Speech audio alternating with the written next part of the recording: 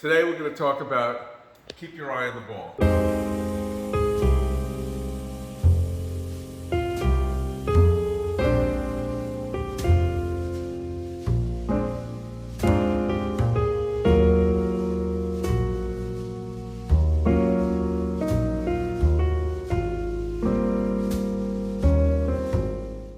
I was working on when 9/11 happened, and in this particular painting right over here, you see the Twin Towers reflected in this body of water, but they're not in the sky anymore. So I guess I started this painting in about 2000. Here we are, I actually painted it about 3 times, and the first background was black, the second background was blue. Sadly, I did so much work each time I redid the colors on the painting, I could have done 3 paintings, which would have been smart. Woulda, coulda, shoulda. So here we are in front of a very complicated painting that tells a number of different stories. Today, what I want to talk about is the detail in this painting that I'm currently working on. So if you go over here, you see this turtle. He's iconically surrounded by concentric circles, making him into a thing. And we're going to come into my studio now to put some light on the subject. Follow me into my laboratory.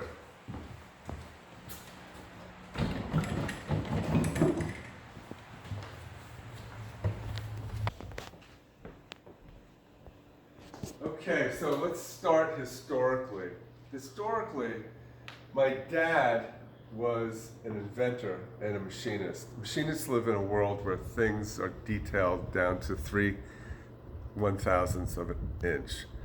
And that's the world that he lived in. So his mindset was beyond what most people's mindset was of detail. It would be like if you were engraving currency for the United States Mint. It can never be tight enough. So I grew up, and it was just very natural to be very careful about the most minute parts of whatever you were working on. You want to fast forward from my childhood to my young manhood. When I was about 23 or 24 years old, I was passing a print shop in New York City where they had a print of David's painting of Napoleon when he's on his stallion and the stallion is kicking his legs up. But they had a detail of his face, and you could see the rawness of the canvas. And what happens when you're doing a painting is you're dealing with the brush, I'm dealing with the brush and the tooth of the canvas, and there's a kind of romance that occurs for me because I'm so detail oriented in feeling the lushness of something that's actually small because you're close to it. But as you step back from a painting, even 5 feet away, that starts to disappear. So I get back to that print of Napoleon on his horse, and one of the things that I started doing years ago was taking small details of my paintings and blowing them up and then painting back into them just to see what it would look like, so that look like with the coarseness of the canvas and yet a new layer of paint on top of it that was defying the initial coarseness of the canvas. So what I want to do here, okay, I'm very involved with technique, which is obvious. And I think a lot of people are, more than people actually admit when they're working. And I'm a lover of technique and texture. So what I'm going to try to do here is not forego what we have on this canvas, on this blow up of the canvas, by going back into it with small brushes and covering up the texture.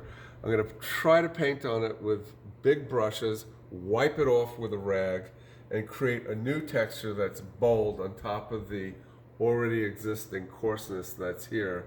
And there'll be some refinements where things might get smooth, but my goal is to, again, create a new layer that allows you to see some of what's below it, enjoy the new stuff that's going to turn it into an original painting. And the reason why I'm working on this is I have all these I have about 15 or 16 series in the turtle, 15 or 16 paintings in the turtle series, but I need something that iconically says turtle. So this thing is a target. It has one big turtle in front of it, in the middle of it, And I think this is going to be what I use when it comes to stamping or branding this particular series. And I really don't want to spend more than 2 days on this thing. And I think one of the biggest parts of it is going to be wiping paint off after I put it on. And we'll see what happens. I'll be using different rags that have different coarse, like terry cloth or like something that has some sort of tooth on it to create textures. So when I'm done with this thing, my next goal, I haven't painted in about 5 years. In the last 5 years, I started doing a tremendous amount of drawing and a tremendous amount of creating new forms of my, different ways of like presenting my work with the cutout paintings or the cutout prints of the drawings. And I started working on 2 different animations, but I really miss painting. And the really great thing about painting is you could stop for 5 years. You start, it's like you stop for 5 minutes. It's so uncanny. Although I did paint every day for 35 years.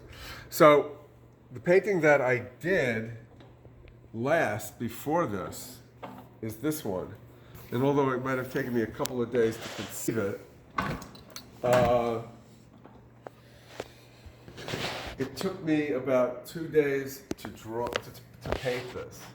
So I worked on the design, and basically the design was like getting my photo reference, figuring out how I wanted everything to be posed.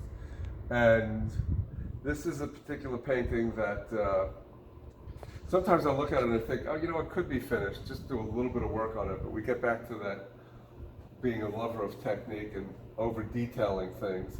But how I started this was with a Sharpie, and I drew on this with a magic marker. And then I painted the whole canvas orange, a thin body of orange, a thin layer of orange that the Sharpie could peek through. And then I let that dry. And then the next thing I did was I painted the whole body of canvas. I painted the whole canvas with this color blue, this dark, rich blue over here. And I added a lot of linseed oil to the paint. And then what I did was I removed the paint with a rag. And if you look over here, you can see the rag lines, right? This is the wiping of the paint away from the orange, which gave me something that could look like a skin tone at night, which is what I'm looking for. And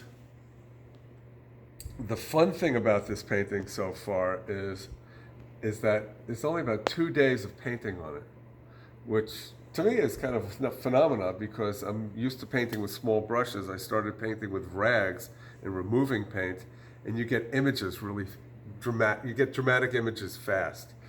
And if you look at this area over here, it looks so lush. And the lushness comes from the blackness of the paint that I put on top of it and wiping it off in different degrees to get the different levels of light. So my goal with this vlog is to challenge myself to tell the world that I'm going to get this painting done sometime in August. So we're going to see what happens. If you like what I'm doing here and you want to see more of this stuff, you can go to my YouTube channel. You can subscribe. There's a button. And if you push the button, this stuff will, I think, automatically come to you. But if you really like what we're doing here, there's a number of platforms that we're on. Everything's formatted differently. And if you want to see it, check it out over here, folks. Check it out, check it out, check it out.